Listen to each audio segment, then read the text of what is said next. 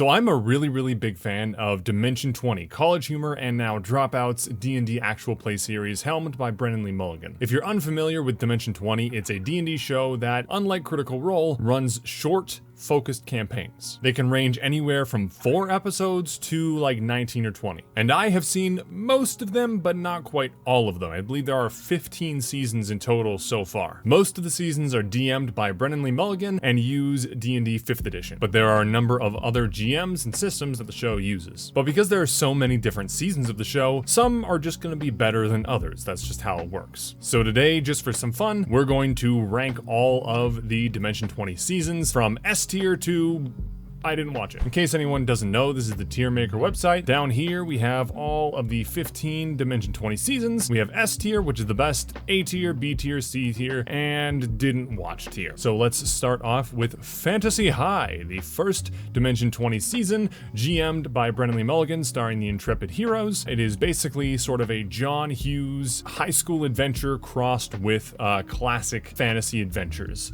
And Fantasy High it's not the first one I watched, but it is the first Dimension 20 season, first full season that I watched, and I really enjoyed it. I had a great time with Fantasy High. I love the characters. I love Riz Gak. I love Fig Fayeth. Kristen Appleby's is hilarious. I love all the characters. They're a lot of fun. But for me, it's not quite S tier, so you can see that I'm hovering over A tier because that's probably where I'm going to end up putting it. It's fantastic. It's great, but not quite S tier for me. All right, next up is Escape the Bloodkeep, which is basically a Lord of the Rings parody. It's GM'd by Brennan Lee Mulligan and stars Ify Nwadiwe, Erica Ishii, Amy Vorpal, Matthew Mercer, Rika Shankar, and Mike Trapp. I believe I got everybody there. So it's not the Intrepid Heroes. It is their first side quest, and I believe it runs 6 or 7, maybe 8 episodes. And the concept, it's a Lord of the Rings parody that basically parodies sort of the end of Lord of the Rings from the bad guy's perspective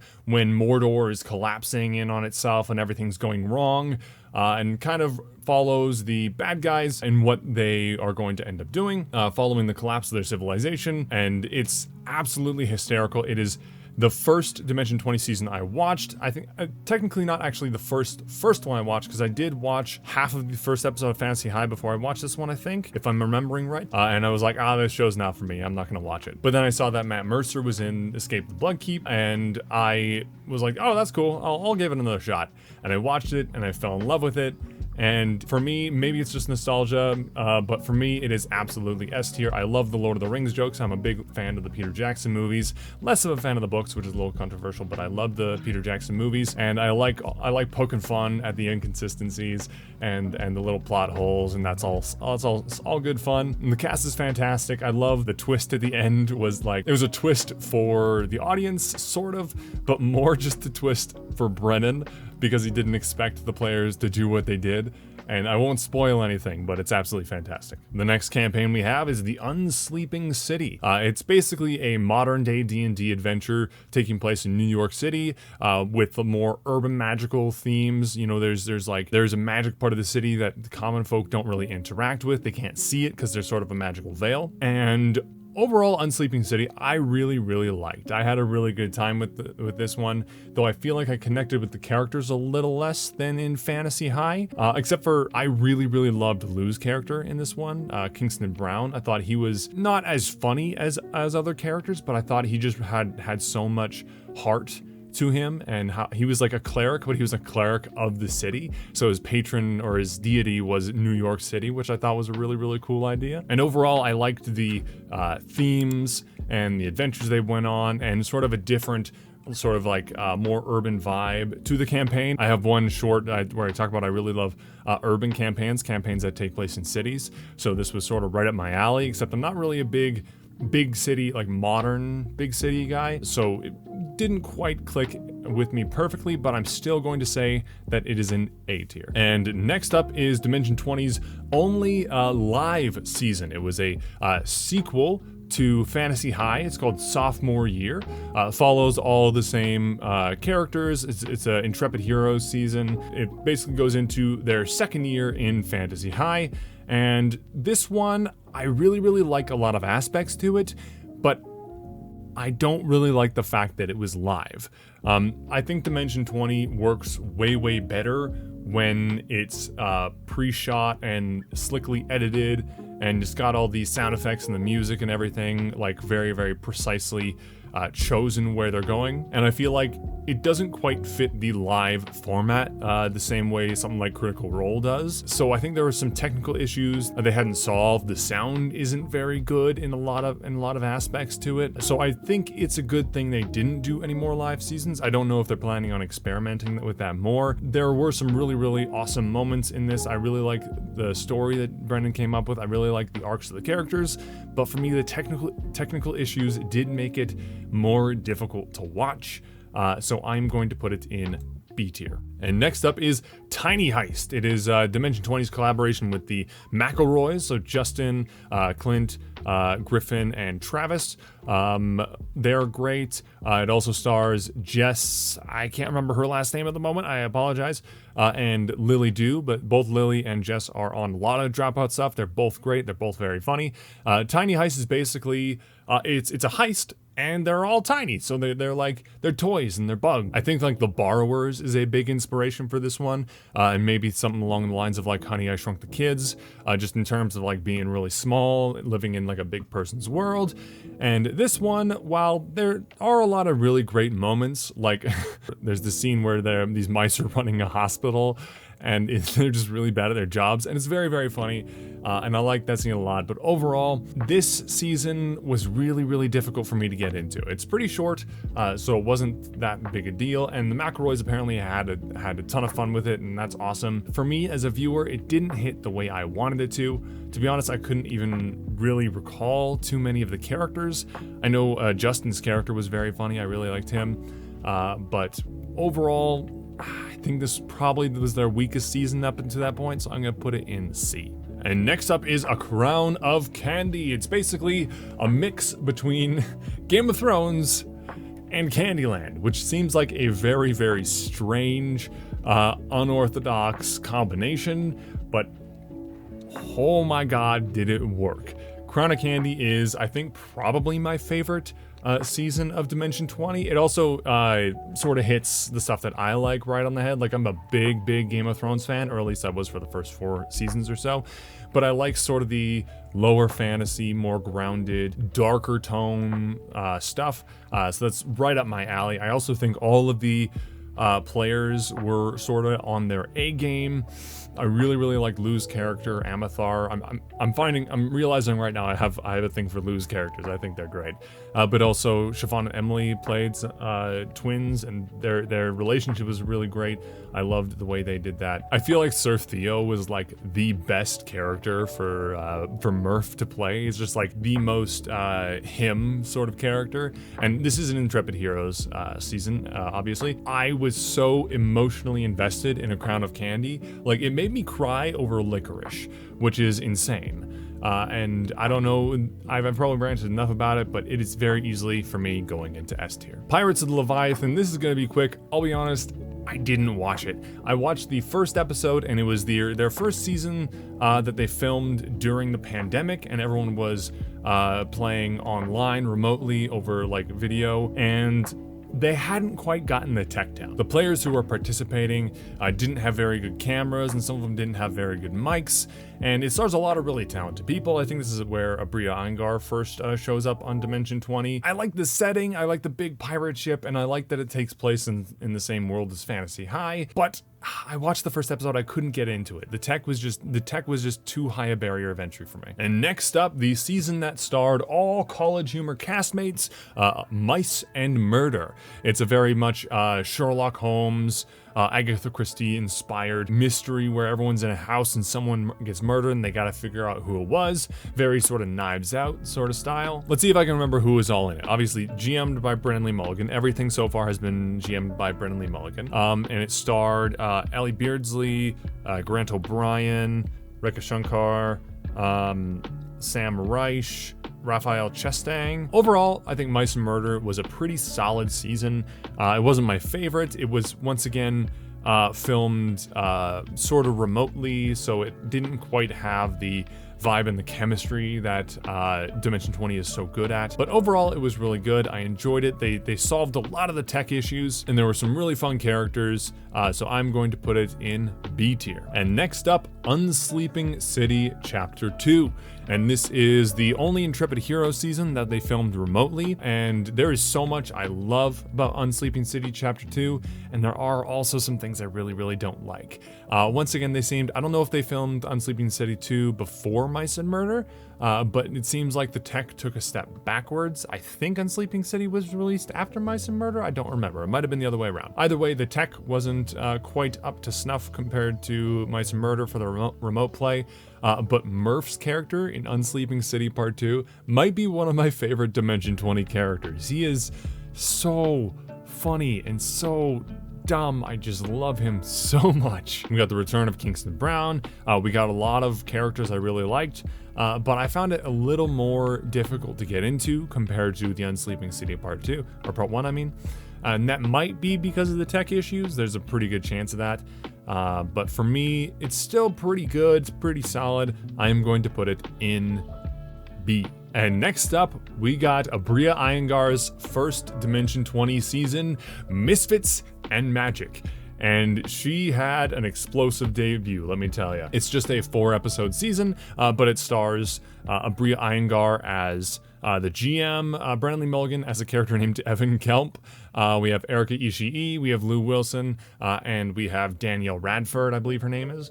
And this group has the best chemistry out of any other cast that they've put together. This group was absolutely phenomenal. I love the way Abria Iyengar GMs. I love seeing Brennan as a player, and everybody at that table just was on the exact same page from moment one. If you don't know what it is, it's basically sort of a Harry Potter parody where they bring 4 American students over to a magical school that resembles Hogwarts. And I think Misfits and Magic, despite being only 4 episodes and 1 Christmas special episode, is probably one of their best seasons. For me, it's definitely S tier, up there with Crown of Candy. I'm not sure which one I would go with highest, but I do think for me, Bloodkeep is below both of those. But yeah, with Misfits and Magic, I think it's all about the group's chemistry and blending with Abria's GMing style and the world so seamlessly. Nobody seems out of place. Everybody seems perfectly cast. I just really have nothing negative to say about Misfits and Magic. It's just so much fun.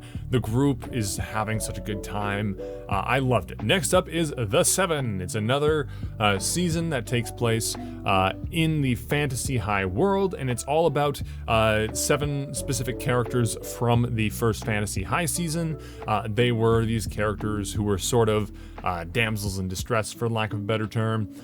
So they got their own season where they go on an adventure, and it's really cool. It's really good. It stars, oh no, I'm not going to remember everybody's name. Rekha Shankar, I believe Erica Ishii is in this one. Becca Scott, I think her name's Persephone something. Isabel Rowland, and DM'd by Brennan Lee Mulligan.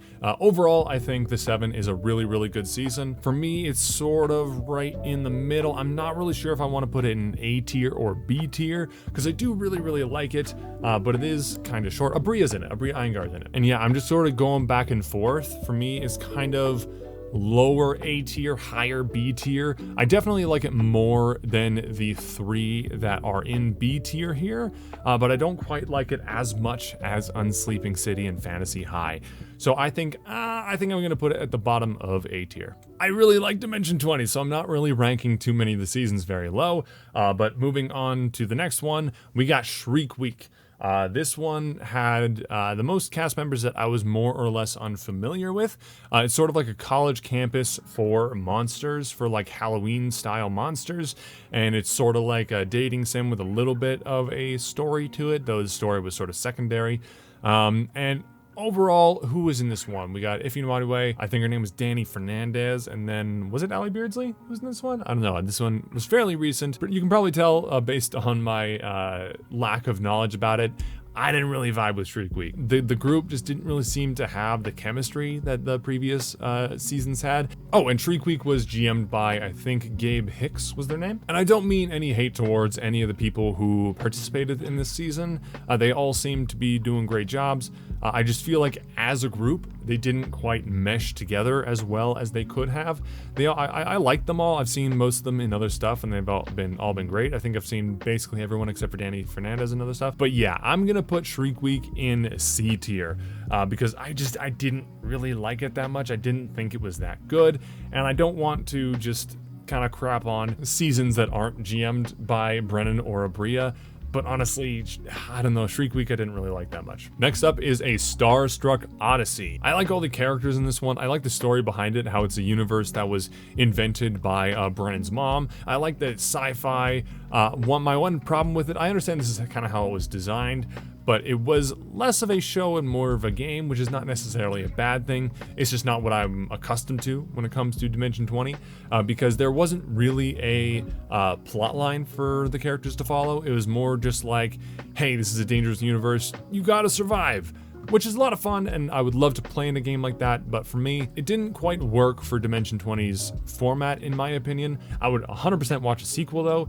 I'm not hating on it. I really, really like Starstruck. But for me, it's gonna be bottom of A tier for me, right below the 7. Well, actually, no, yeah, I'm sorry. I'm gonna go top of B tier. Top of B tier. It's really good. It just didn't quite work perfectly for me, you know? And next up, we got Coffin Run, which is a side quest GM'd by Jasmine Bular. May have butchered that pronunciation, I apologize.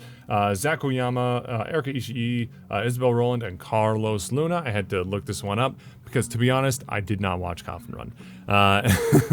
Maybe I'm being a little bit unfair or biased, but Coffin Run just didn't really work for me. It's essentially, it's a story about Dracula, or at least it's about the people who were like around Dracula. I don't know, I only watched like half of the first episode. The people who are involved, I generally like. I've seen Jasmine GM some other stuff, and she's great. Zach, Erica, and Izzy are all great. I don't know much about Carlos Luna, but I think he worked on Unsleeping City Chapter 2 for the Roll20 stuff, and he seems great. But the project itself just didn't really work for me. I didn't really like the characters that they chose to play. I didn't think they were very funny, so I didn't finish Coffin Run. I'm sorry. It was one of their weaker seasons to me. And last but not least, we have a Court of Fey and Flowers. Now, as I am recording this, A Court of Fey and Flowers is not yet complete. I believe there's 2 episodes left as of when I'm recording this. The next one comes out tomorrow, actually. Yesterday for when I'm releasing this, but this is Abria's second season, and it's very sort of, or second Dimension 20 season, I should say, and it is very much like a Regency era style, but in the Feywild. So think like Pride and Prejudice meets sort of the fairy courts. And it is honestly a lot of fun. I am really, really enjoying Court of Fey and Flowers. It's not quite exactly how I usually like my Dimension 20 seasons, because it's very open. It's very all about like character interaction. There's not really a main story or combat. It's all sort of based on what the players are going to do, but I think that's very much Abria's style, and I just run games very differently from Abria. It's hard for me to decipher her style since it's so different from mine. But Fey and Flowers, honestly, I'm putting it in A tier because I am loving it. I love all the cast. We got a couple of the intrepid heroes. There's Emily Axford, Lou Wilson, Brennan Lee Mulligan is in there, and then some folks I'm not super familiar with. We got Serena Marie, we got Oscar Montoya, and we got Omar Najam, I think. I don't know how to say his last name, I apologize. But they're all, I really, really like all of them, just like immediately. They were all very charming and very good at improv, and I liked their characters.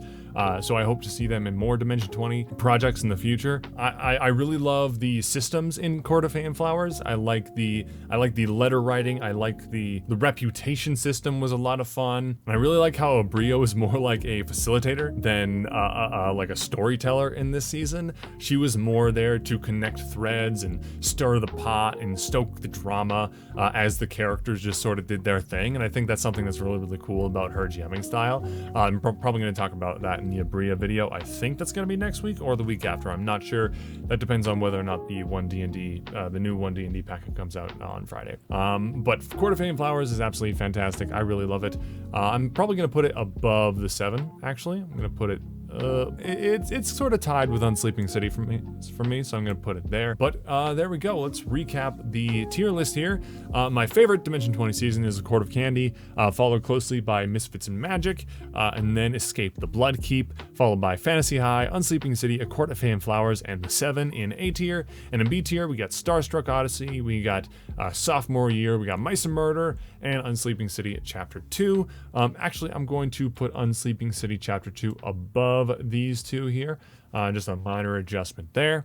And in C tier, we got Tiny Heist and Shriek Week, and these seasons that I didn't watch, unfortunately, are Pirates of Leviathan and Coffin Run. Well, there we go. That was my tier list of the Dimension 20 seasons. I hope you guys had fun. This is a little bit of a different video for me because I was out of town for the weekend and then I got sick. Not COVID, so that's good. So this was just sort of a nice, easy one for me. And a little bit of channel news. I passed 1,000 subscribers, and that's awesome. Working on getting my channel monetized and starting to make some money, and I'm really excited about that. So thank you all so much for watching and subscribing and liking and commenting and all that stuff.